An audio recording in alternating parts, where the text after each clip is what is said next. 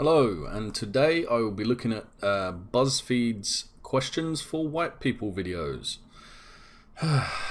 This is going to be fun, I can tell already. Fucking cancer. Alright, let's dive in. Why do you always make such horrible decisions in horror movies? It's not cool to split up.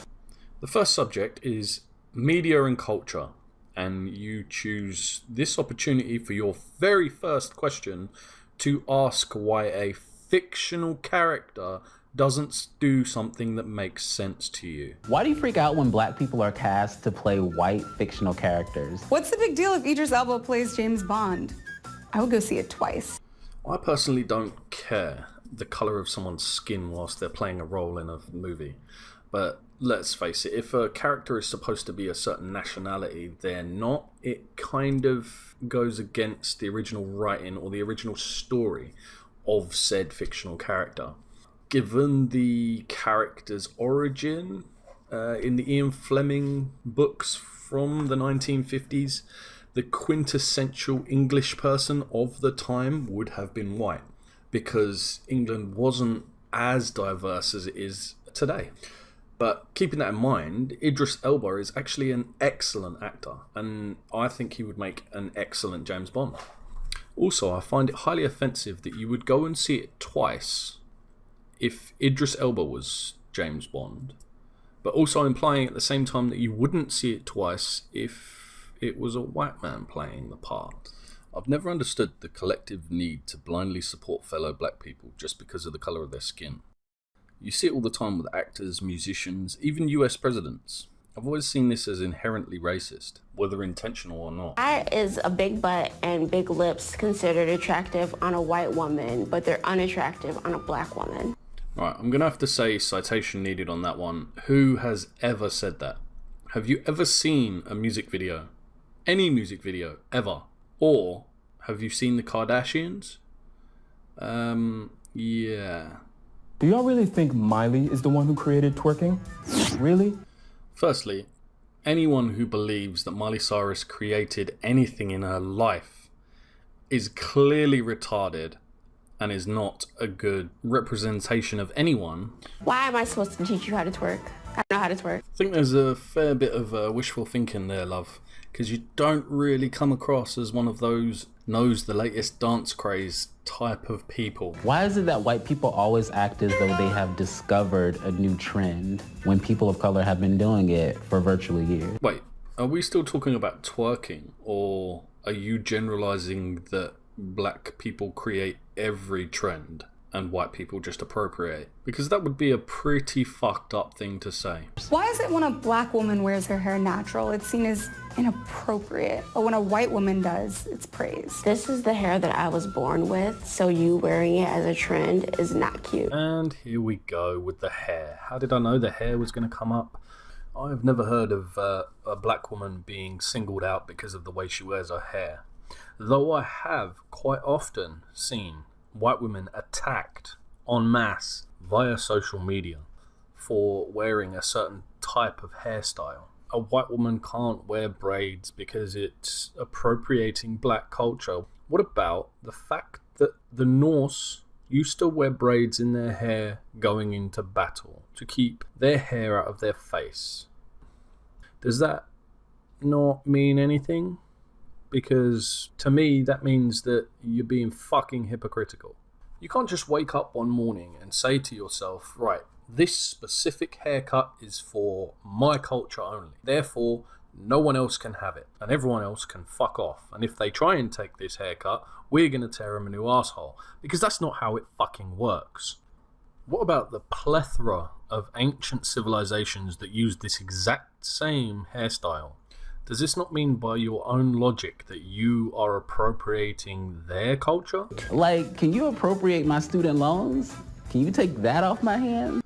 I shouldn't even really credit this one with a response, but I will.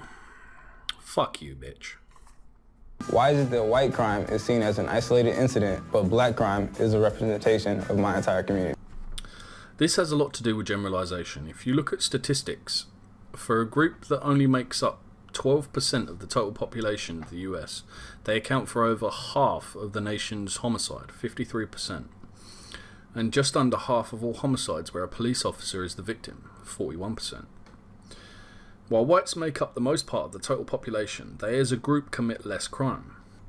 That is why white crime is seen as isolated occurrences rather than black crime, which is more numerous. Simple maths, really.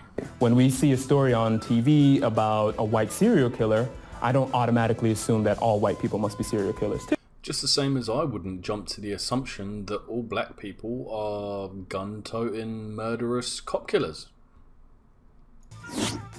Why does talking about race make you feel so uncomfortable? Is it because you think that you'll be perceived as racist if you talk about race? White people become so uncomfortable when speaking about race with black people, especially African Americans, because it always comes with an accusation or an implication that we are guilty of something.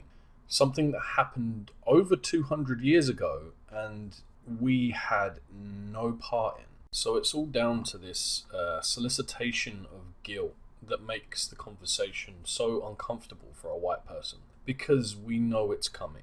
And it's not warranted, because we have never mistreated anyone, but yet we're held accountable for actions that weren't our own. You don't really believe that racism is over because we have a black president, do you? No, I don't believe that having a black president is a magic fix for the end of all racism. But what it does do, one enlightening thing, it proves that this so-called systemic racism doesn't actually exist. Because if it did, then he wouldn't be able to become one of the most powerful people in the world. Why is it so easy for you to notice when there are no white people around, but you hardly ever notice when there are no black people around? I think this more surrounds your preference of people to be around. I mean, if you prefer to be around black people, you would notice if there was no black people around. And inversely, if you prefer to be around white people, you would notice when there's no white people to be around. I mean, I can only speak for myself, but I don't really tend to pay much attention either way. To be honest, I don't think many people really give a shit. Why is your goal to be colorblind? There's so many different types of people in the world, yet you can't see color? Now, I tried to respond to this, but every time I tried, it made me so angry and irate at the sheer stupidity of the question and the following statement. So I thought I'd let a much more charismatic and eloquent man than myself answer this by explaining the essence of colorblindness in regards to race. Just as I have a dream that my 4 little children will one day live in a nation where they will not be judged by the color of their skin, but by the content of their character. I have a dream today. Why do you want to say the N-word so badly? If I don't use it, what makes you think you can? I find this a little hypocritical. Generally, black people use the word to describe themselves, but if someone else uses the word, it's one of the greatest travesties known to man. Yet, you use it in media all of the fucking time. I, for one, have never really felt the need to use the word personally. But let's face it, it is literally just a word. And as everyone knows, words only have power if you give it to them. Why do you always want to touch our hair? Who told you it was okay to touch people without their permission? I personally have never wanted to or actually touched a black person's hair at any time without asking. That's just creepy. But I can understand someone's curiosity to something that's different. If someone has not had a lot of interaction with black people, it could be a new experience for them. Being a dick about it doesn't help anyone in that situation and will give them a negative outlook on black people given their first interaction. Positivity and understanding are not just things that should be shown to your own race. Why do you feel like having one black friend makes you a cultural expert or not a racist? Is your only black friend comfortable with being the reason why you can't be racist? By that logic, then I'm not racist. I have a ton of white friends. Firstly, having a black friend does not make anyone a cultural expert. Neither does watching Friends make you an expert in white culture, or Jackie Chan movies make you an expert in Asian culture. This is not a white issue. A lot of people think stupid shit like this. That's why we have stereotypes. Secondly, by only black friend, you seem to be implying that white people generally all just have one on retainer and just roll them out as proof that they're not racist. Fuck off. And thirdly, you may have hundreds of white friends and still be a fucking racist. Black and white are not the only races. Why do you feel comfortable cursing at your parents? I don't generally. Why do you kiss your dogs on the mouth? Yet again, not a racial issue. Black people do it too. And that's not all people do with their dogs. But that's a whole nother video. 10 reasons why I think women should have sex with dogs. How come you can't pronounce black names like Kuvanjane, but can say names like Schwarzenegger, Galifianakis, and LaBeouf just fine? Yet again, not a race issue. Funny you should mention Galifianakis, as I had no fucking idea how to say his name until I saw him in an interview. I don't think it has anything to do with race, but everything to do with spelling and pronunciation. If something is not spelt how it is pronounced, people will make mistakes. Fact of life, not a race issue. Why do you feel like all lions' lives matter, but black lives don't? Why is a lion's life in Africa more important than the lives of black people here in America? What did Simba ever do for you? I get it. Lion King was an awesome movie. But so was Selma, and so was Malcolm X. I'll be honest, black lives in America really don't matter to me. The only lives that matter to me are myself, my children, and my family. Make of that what you will. The difference between lions and black people in the US is that lions are being hunted towards extinction by humans, whereas black Americans are killing each other in the thousands. Black on black crime is real. It is not a myth. So acknowledge that and face it, instead of blaming everything on the white man. Also, I despise the Black Lives Matter movement because they are hateful, disgusting people who are some of the biggest hypocrites I have ever seen. But yet again, that is another video entirely. I hope they kill all the white babies. Kill them all right now.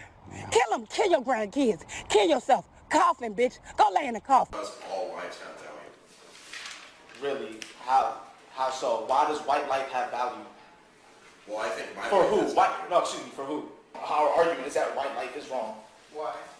Our argument is that we should never affirm white life. That your argument of just affirming all life in general is not good. It's especially not good for black people when white life itself is based off of black civilization. Why shouldn't we affirm my life? You're probably white. I am white. Why shouldn't we affirm my life? I don't say why I have to care about your life anyways. There's no ethical reason that's why white people deserve to live. Affirming black life means that white death has to occur. That's why you should lose this debate and why your life ain't worth affirming. Can I kill myself, like, under your arguments? Sure. Okay. So should Odie kill himself? I don't see why not. Why should we do that? How does that help? It's ethical. How is it ethical? We all have some form or another of privilege. Why does that mean we should kill ourselves? Because you have white privilege.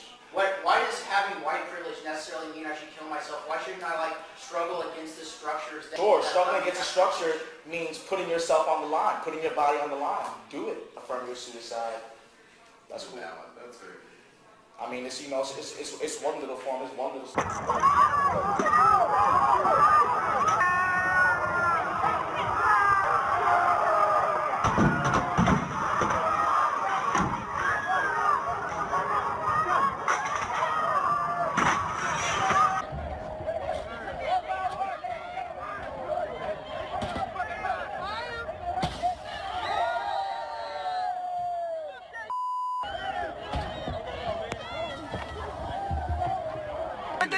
Nappy ass hair on my head. That means I'm one of those more militant Negroes. And you know what I'm here for?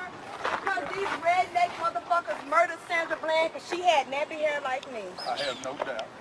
Good luck to you. Yeah, good luck. We're not the enemy. So do you agree with Malcolm X that white people should be killed? Is that why you're here? You damn right I do. You do? You think I'm scared to say that to you? You think white people should be killed, huh? Thought we should be killed when y'all came and stole us from Africa and put us in chains and murdered us for over 400 years. So yeah, you do need to die. I think everybody else on the planet will have peace when you're dead. Are you responsible for what your parents did? Listen, I'm talking for me. I answered your question. All right. Now I'm done talking because I don't negotiate with fucking terrorists. I think you should go back to those caves that you crawled out of in the Caucasus Mountains because you can't leave black and brown people alone. We can't have any peace on the planet because of white supremacy and white existence. So yeah, fucking die or go back to the caves. Not scared to say it. There's a lot of white people in the crowd. And that wasn't a joke. I wish this many people came out to our racial demonstrations and our Black Lives Matter movements. Come on. How are you?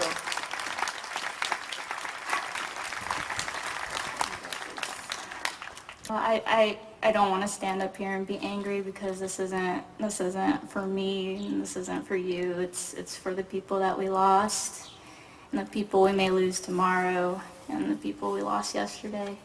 But I thought I'd take the moment to just list out some facts that many of you probably don't know because you're white.